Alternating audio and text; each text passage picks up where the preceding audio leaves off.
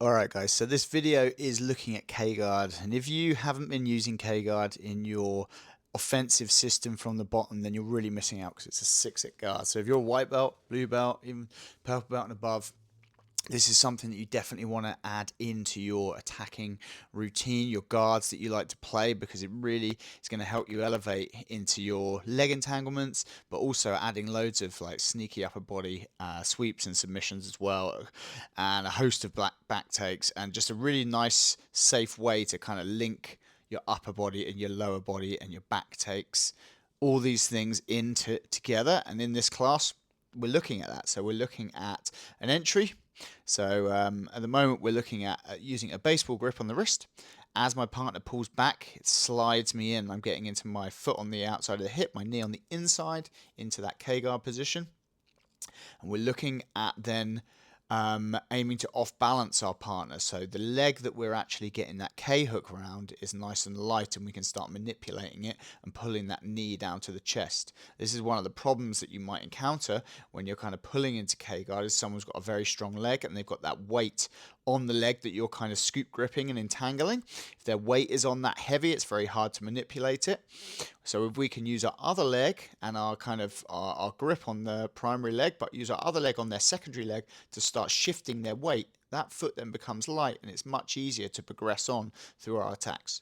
So we're looking at getting our baseball back grip. When they pull back, we're sliding into K-guard. We're then using an off balance to start moving the primary leg to the position that we want it, and then we'll be progressing on from there. So the first part of the lesson was just about pulling into K-guard and holding that position and off balancing, and we went on to play some games around holding that leg and off balancing our partner and breaking that knee down to our chest.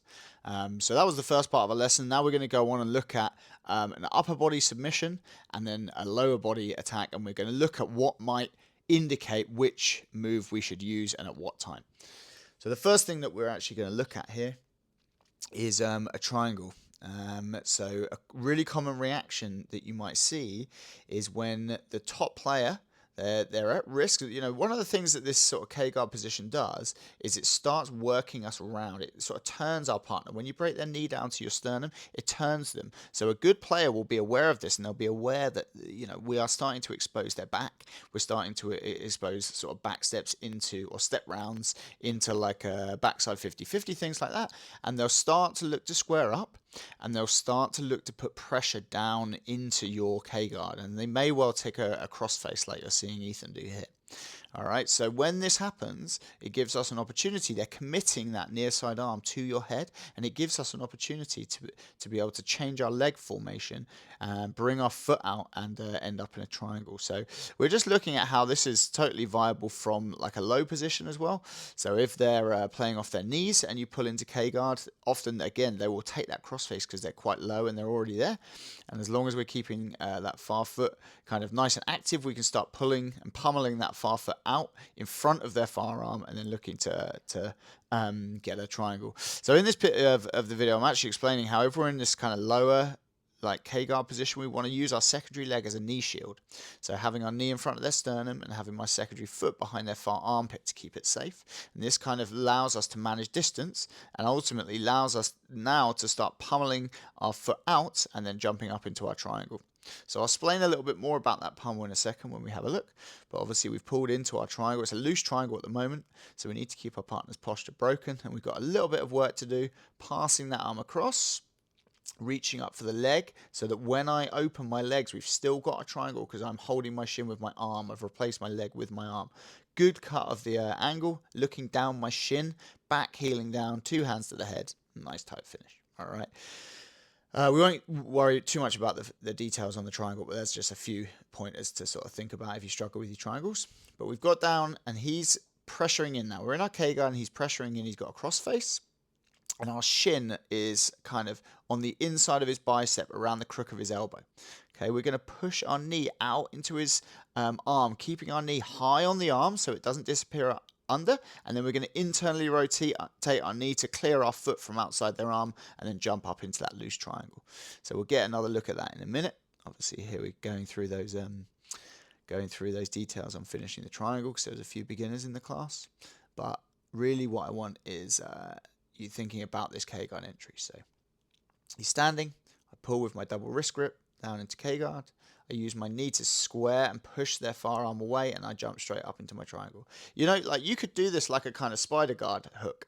You know, if you were finding like you couldn't do that little detail of pushing the knee into the bicep to clear that arm, but you could hold their wrist, stiff arm it away, and then put your foot on their bicep and climb the foot out, sort of walk the foot out like you would in spider guard. That's absolutely fine as well. Ultimately, we just need to get our secondary leg completely, as well, the foot as well, in front of their far arm. If it's behind their far arm, I can't pull it out. I can't clear their arm to get my one in, one out for the triangle. But if I can get my far leg out in front of that far arm, foot included, and then I can lock my legs up for the triangle, we're golden. All right, so the next thing we're going to look at here is if they don't square up, they don't turn, they try and kind of flee, they try and pull their leg out. So they commit to turning away, which we've already started with that K-guard entry. We've broken their knee down to our chest, and they start trying to turn away. And here we're going to look at stepping into like a backside 50-50 position. We're not actually going to look at finishing the heel hook today, but we're going to look at using it to just turn the person over and getting on top. All right, so this is an option that you don't necessarily think about. I love a leg lock, and they're very popular nowadays, so people tend to go for the leg lock. But we can use this just to sweep as well. So maybe you're in a belt division where you can't do kind of heel hooks and twisting leg locks, things like that. We can use it to sweep, and then you could use that to get up. We could use it to knock the person to their hips, and then we could use that to get up, or you could knock the person to their hips and go for like a 50-50 straight foot lock. That would be absolutely fine. But here we start knocking them to their hips. To stand up, we need to start shifting our body weight away from the other person, from your partner's legs. So if you try and stand up here when your body weight's on your kind of near side hip to them, it's very difficult. But if I get my weight on my right hand and I sort of shift my weight onto my other hip, it's much easier to start standing up. Their goal is going to be to put you back onto your hip that they have entangled with their 50-50 leg.